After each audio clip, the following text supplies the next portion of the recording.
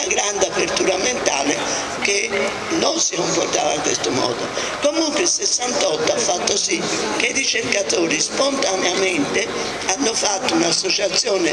ricercatori dell'astronomia che è riuscita a ottenere, a essere poi formalizzata dal CNR, che ha creato il Gruppo Nazionale Astronomia, il quale ha avuto sempre pochi soldi, però ha permesso ai giovani di presentare i loro programmi, di avere un po' di soldi per poter unirsi, per poter discutere programmi comuni, per poter andare all'estero per qualche tempo, in posti dove la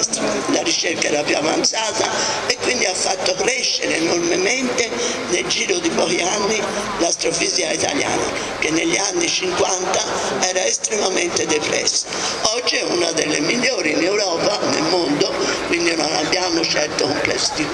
rispetto agli altri, e il 68 ha avuto questo grande merito.